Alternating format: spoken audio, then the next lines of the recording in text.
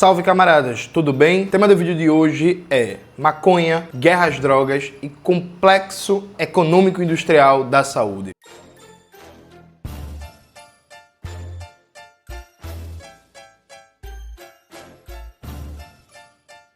Antes de começar propriamente o tema do vídeo do canal, quero muito agradecer a você que ajuda a manter e melhorar nosso canal a partir do Apoia-se.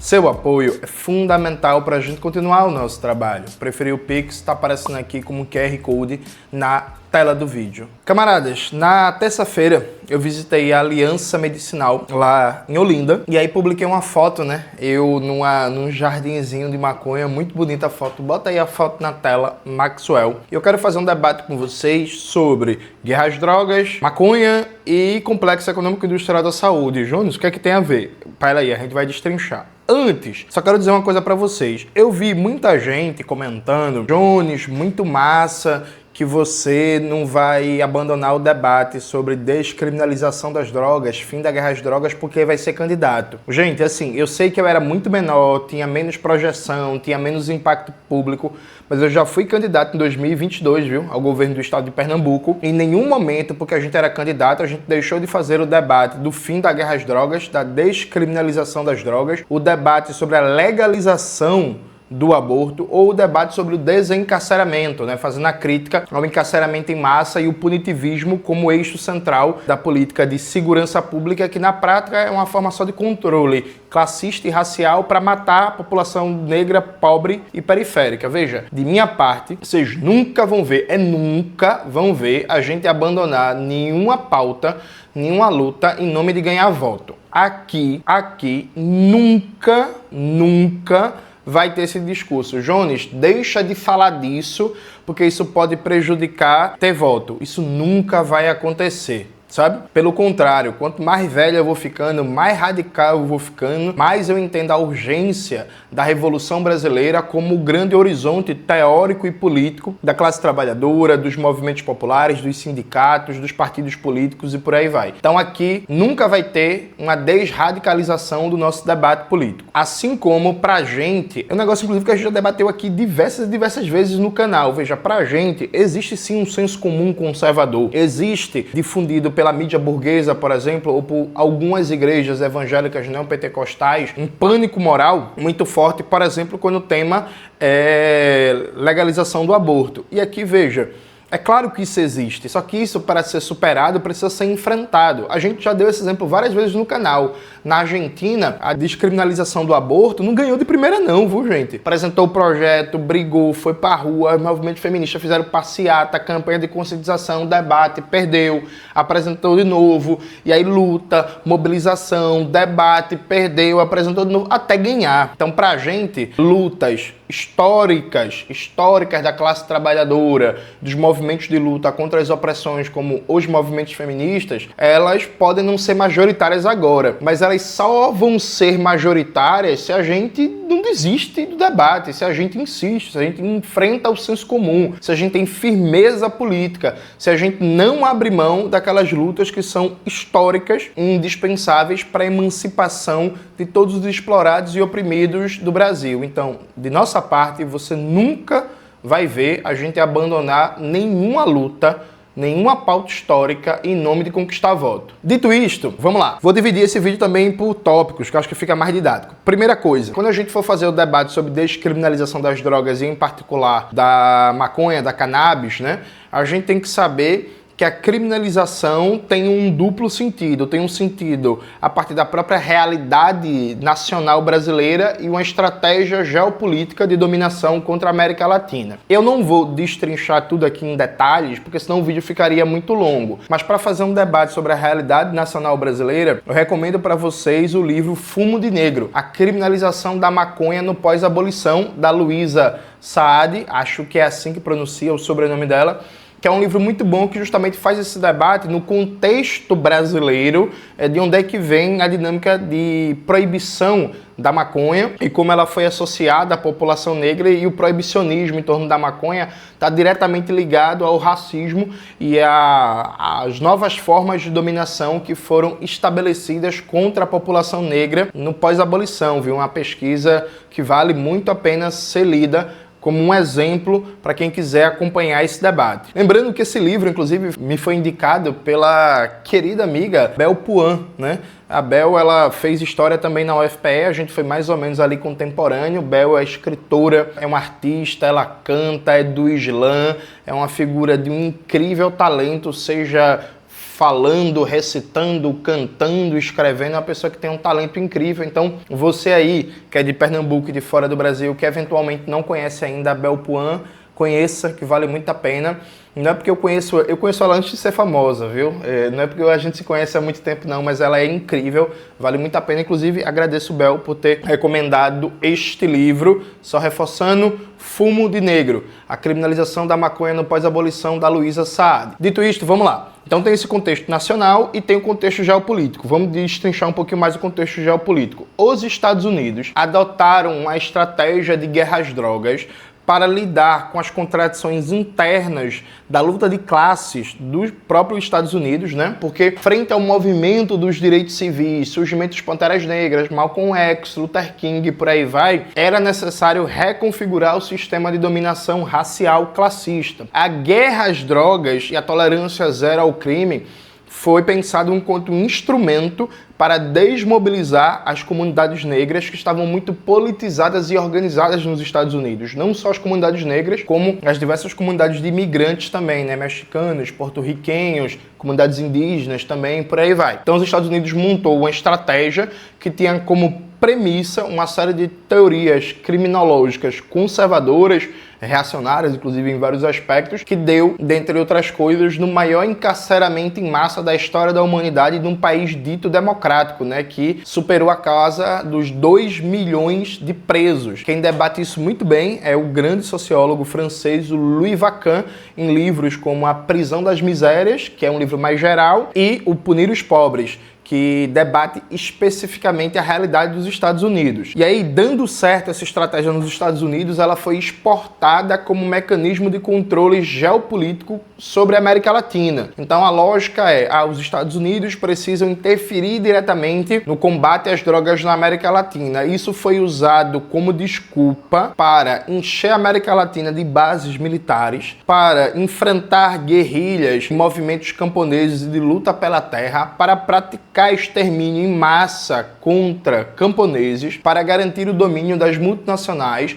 para cooptar, treinar e dirigir polícias e forças armadas de governos latino-americanos. Então, não se explica, inclusive, fenômenos como a Lava Jato sem antes fazer um debate sobre como, por exemplo, a Polícia Federal teve vários de seus elementos cooptados ideologicamente pelos Estados Unidos, feito treinamentos conjuntos e por aí vai, com desculpa de combate às drogas, ou então, como a Colômbia passou décadas e décadas sendo olhado como um principal aliado subordinado dos Estados Unidos na América Latina, inclusive chegou a ser chamada de a Israel da América Latina. A desculpa oficial era o combate às drogas, isso foi base para, por exemplo, crivar a América Latina de bases militares, né? Assim como, neste momento, o governo Trump está avançando em querer colocar novas bases militares no Paraguai, por exemplo, na tríplice fronteira, com a desculpa de combate ao narcoterrorismo. Então a guerra às drogas, ela é, ao mesmo tempo, um mecanismo de dominação interna em cada país e uma estratégia geopolítica de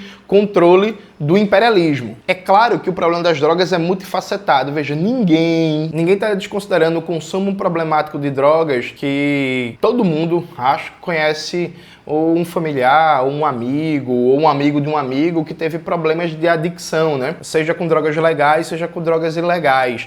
Ninguém desconsidera os mecanismos de matar gente que estão ligados ao comércio ilegal de drogas, em que inclusive um jovem é cooptado para virar aviãozinho, parte do tráfico, isso torna ele matável, ele é morto por gangues rivais, por grupos rivais, por facções rivais, é morto pela polícia, e aí uma mãe de uma periferia, por exemplo, desde que seu filho, por exemplo, nasce, ela tem medo que ele entre para droga, que ele vá vender droga, que ele comece a usar droga, porque o caminho disso numa periferia é caixão ou presídio, né? Ou o primeiro presídio, depois caixão. Ninguém está desconsiderando isso. O que se está dizendo é que há uma gestão seletiva do consumo de substâncias psicoativas. Então, a lógica é basicamente o seguinte: do ponto de vista médico, por exemplo, não faz sentido legalizar o álcool e proibir a maconha, né?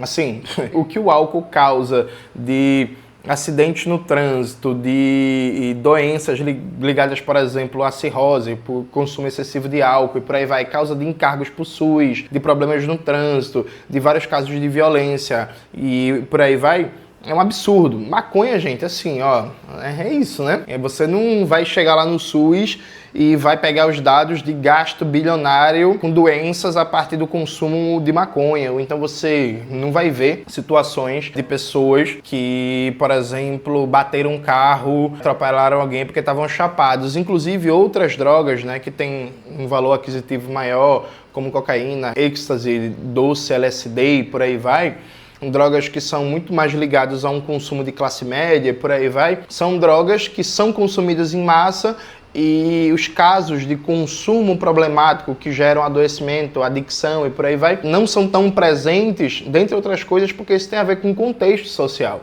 Então veja, ninguém está dizendo que eita, droga é massa, use droga, não. O debate o proibicionismo é basicamente uma estratégia de dominação interna e internacional. Isso por um lado. Por outro lado, o proibicionismo tem o seu elemento de racionalidade, porque a cannabis, né, a maconha, ela tem várias propriedades medicinais comprovadas e tem também várias aplicações industriais também comprovadas. Então a maconha é uma planta, presta atenção, é uma planta que tem diversas utilidades e que pode ser uma fonte de geração de renda, de emprego, desenvolvimento produtivo e tecnológico. Então, assim, fazer o debate sobre a necessidade de pôr um fim à guerra às drogas e fazer a descriminalização das drogas, inclusive onde já está mais pacificado, mais ou menos em diversos setores, que a descriminalização da maconha, ela é fundamental, e o debate sobre remédios à base de cannabis, ele é indispensável, porque já é uma realidade. E aí, hoje, qual é a situação mais ou menos jurídica no Brasil? Você não tem a regulamentação, na prática, sobre o uso de cannabis a nível de autocultivo, né? E também sobre a regulação para a produção em massa de medicamentos. Então isso não é distribuído no SUS. Acaba que as associações, elas surgem a partir de arranjos, por assim dizer, precários, porque depende de liminares judiciais, depende de várias estratégias para conseguir sobreviver, para garantir tratamento para diversas doenças. E assim, e funciona, tem várias pesquisas, tem todo um histórico, um precedente internacional dando os resultados positivos. Eu, quando estive agora na Aliança Medicinal, a gente conversou, né, com uma moça e sua filha, a senhora, que é uma senhora já idosa e tal, ela tem problemas na coluna, escoliose, não sei o quê, e vivia indo pra UPA, vivia com dor, não conseguia se abaixar e por aí vai, começou a fazer o tratamento. Pô, a funcionalidade da mulher é outra, né? Ela não fica mais tendo crise de dores, não fica indo pra UPA toda semana, não fica comprando remédio, Doflex, Torcilax todos os dias. A filha da senhora, ela até comentou que os barraqueiros da rua, pô, os farmacêuticos da rua, até pergunta, cadê, rapaz? Dona fulana nunca mais veio aqui comprar um remedinho, até sente falta. Então funciona e é eficiente. Tem várias aplicações em tratamentos de problemas múltiplos de saúde ligados a problemas de mobilidade, de osteoporose, esclerose múltipla, problemas musculares, ósseos. Tem aplicações também em tratamentos para autismo, vários tipos de função. Então veja, é uma vergonha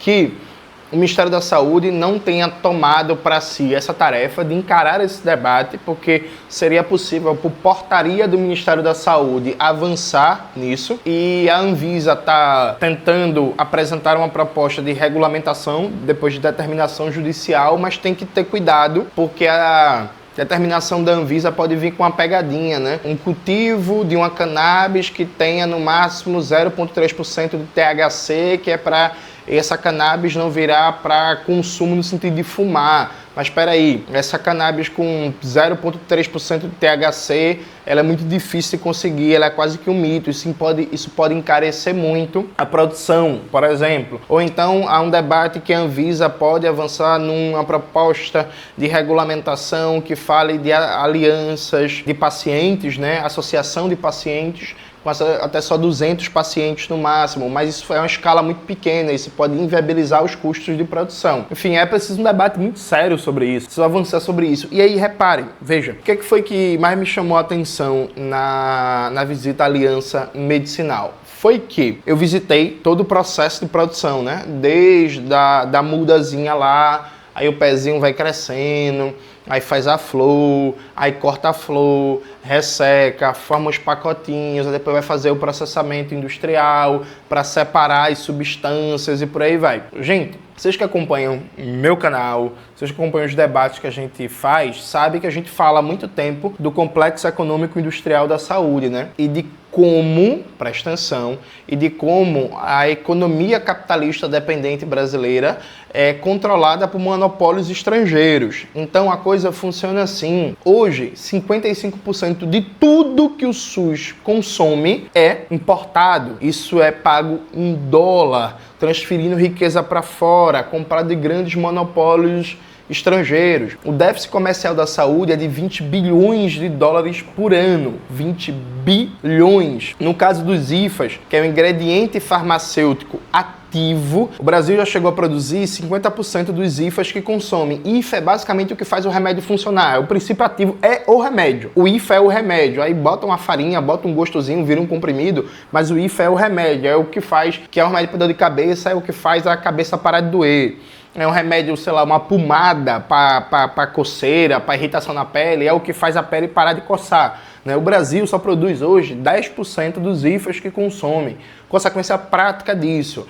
O dólar subiu, o preço do remédio sobe. E aí já diria o Ciro Gomes, né? O povo não compra dólar, mas compra remédio. E remédio é dólar. Então, assim, variou o câmbio, remédio subiu. A empresa dos Estados Unidos decidiu que quer aumentar sua margem de lucro. Aumenta o preço do remédio aqui, fudeu. É isso, o remédio sobe na ponta. A Índia tem conflitos históricos com o Paquistão. Se amanhã começar uma guerra da Índia e do Paquistão, falta remédio no Brasil. No Brasil a gente tem universidades públicas, laboratórios públicos, hemocentros, capacidade de produção que não é utilizada como deveria. A nossa rede gigantesca de laboratórios públicos, infelizmente, não está produzindo IFAs, ingrediente farmacêutico ativo, né?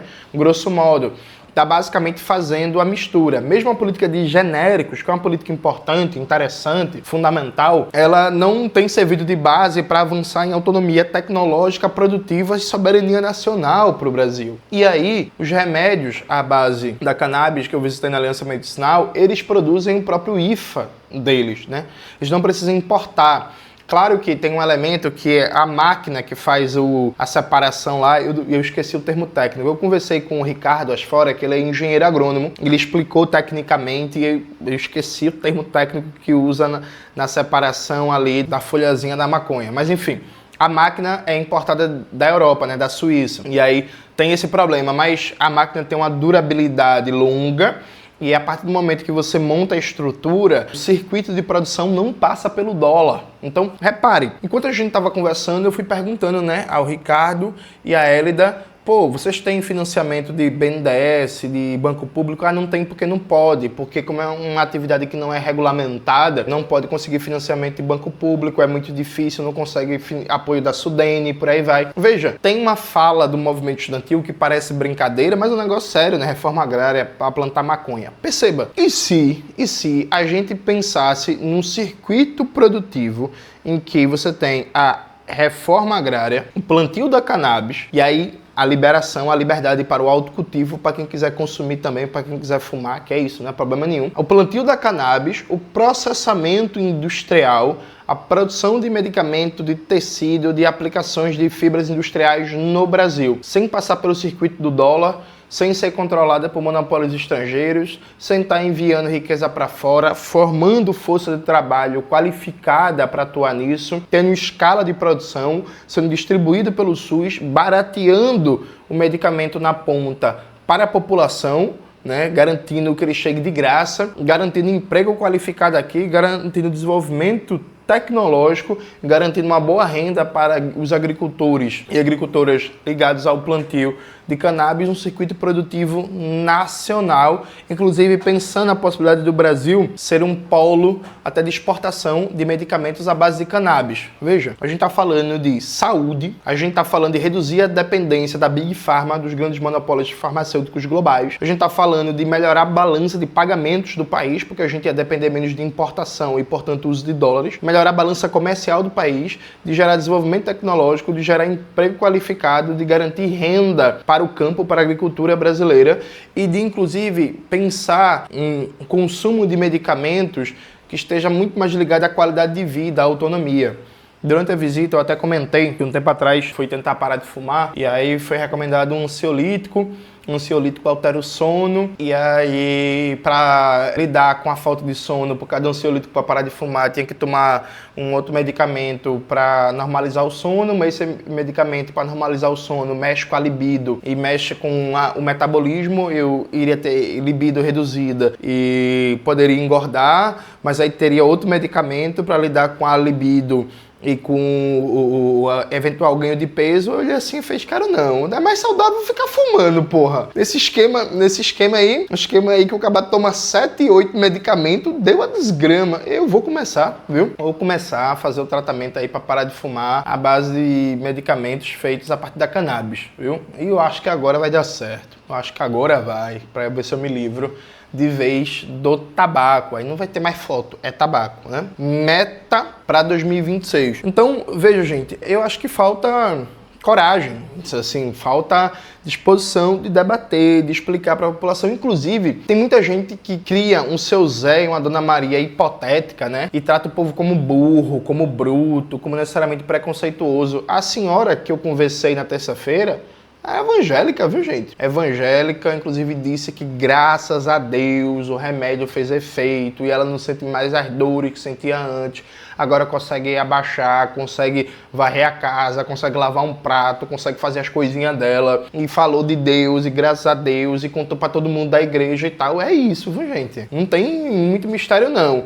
O que a gente não pode é não ter coragem de enfrentar os temas, não ter coragem de enfrentar os debates. Inclusive, pegar o maior arco possível de possibilidades. Tem uma galera de diversos movimentos que faz um debate pelo viés da segurança pública e da luta antirracista, que é antiproibicionista, onde eu me insiro também, que está correto. Tem uma galera que faz um debate sobre direito à saúde, tratamento de doenças raras e por aí vai, que é isso, tamo junto também. Tem uma galera que faz o debate econômico sobre soberania econômica, tecnológica e produtiva, sobre enfrentamento à dependência. Dá para congregar todas essas frentes de luta, de enfrentamento, de pensamento crítico, num grande movimento nacional para enfrentar preconceitos, para enfrentar discursos fáceis, para enfrentar pânico moral, inclusive pegar o depoimento das pessoas e mostrar, ó, essa aqui é a realidade, sabe? Essa aqui é a realidade.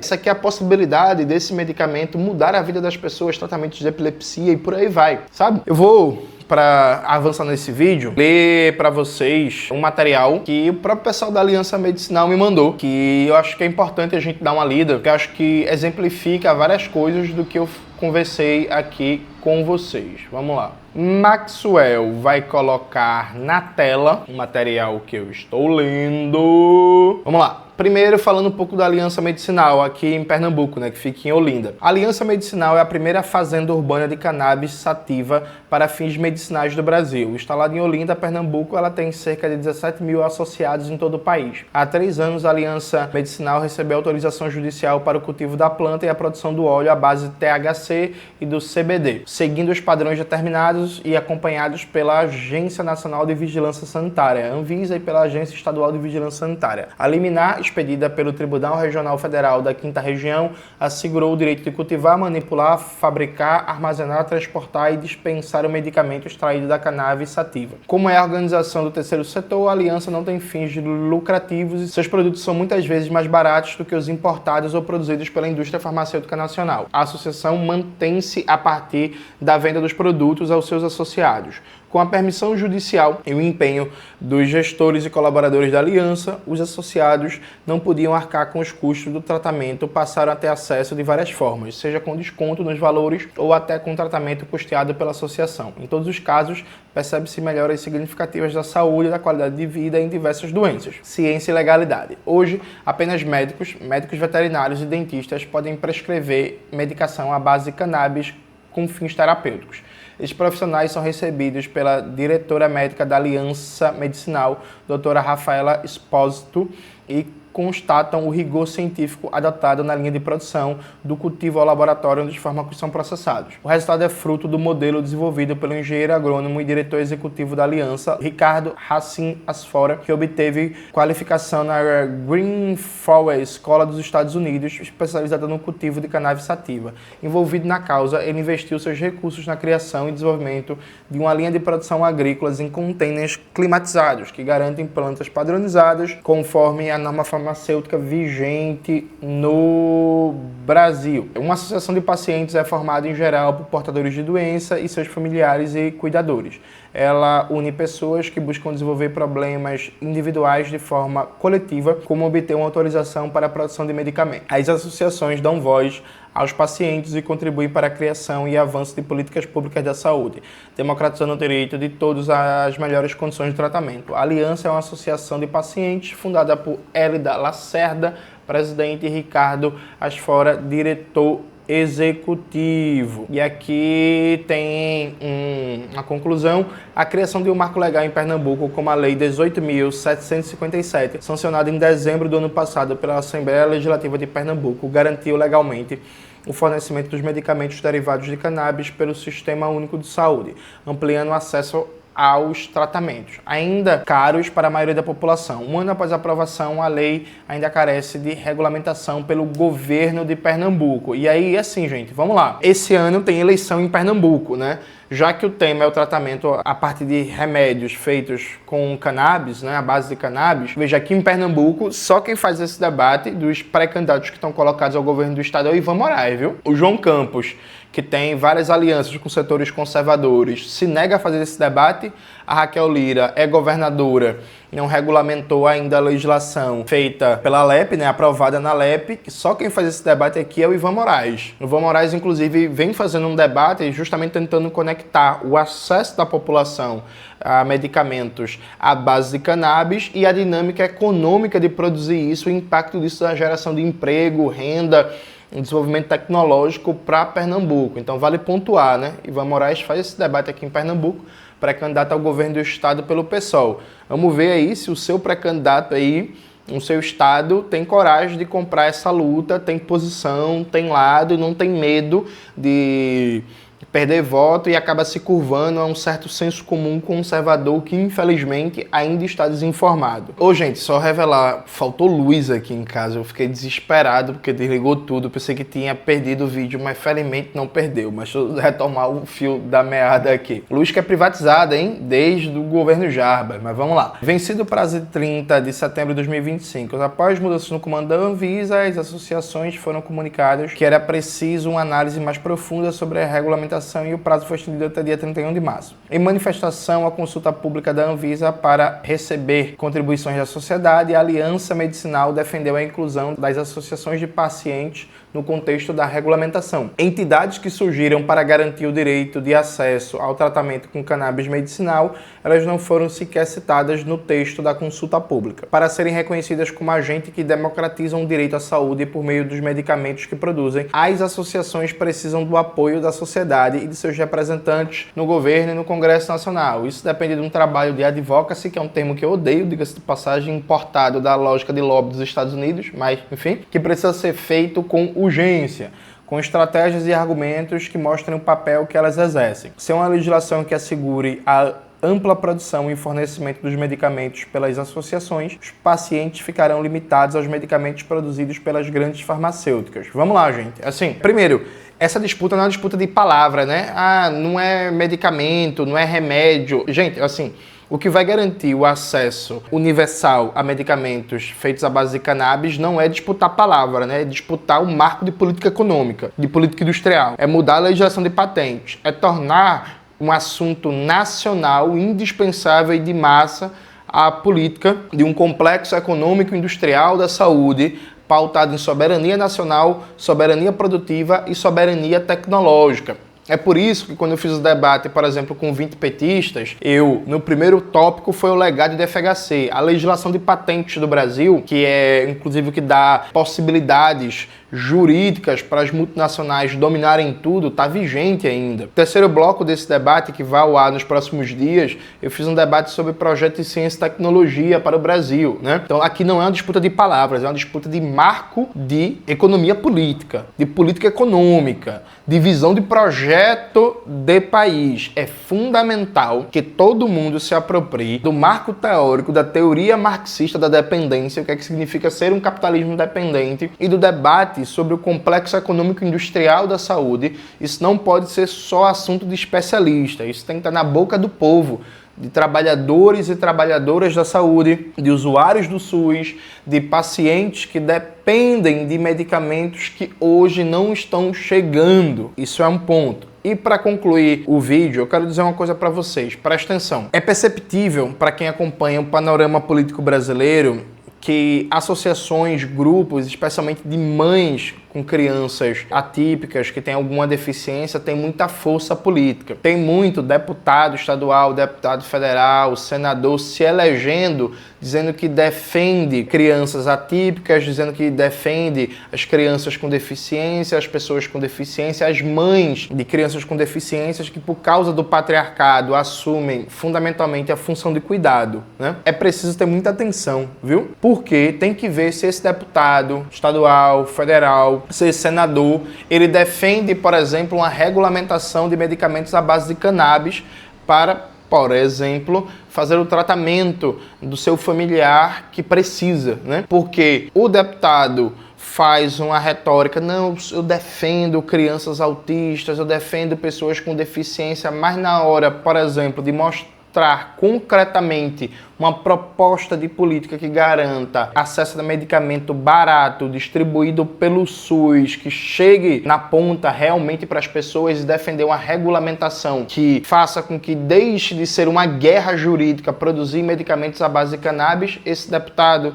esse senador, esse candidato, ele se cala porque presta contas ao conservadorismo, presta contas ao lobby de partidos da direita, do centrão e por aí vai. Então fique muito atento nisso, nesse 2026. É isso, galera. Espero que vocês tenham gostado do vídeo de hoje do canal. Não se esqueça de se inscrever no canal, ativar o sininho, curtir esse vídeo, compartilhar e tudo isso que vocês já sabem. Lembrando que aqui no primeiro comentário fixado vai ter o manifesto de apoio à nossa pré-candidatura a deputado federal aqui em Pernambuco, em filiação democrática pelo PSOL. Por favor, assine, divulgue, mostre para amigos, parentes, familiares e por aí vai. A gente precisa ter força, precisa que isso circule e a gente tem uma meta mínima a ser batida agora, final de fevereiro, comecinho de março, de 500 mil assinaturas. Então contamos com vocês, tá bom? Tamo junto, beijo e até a próxima.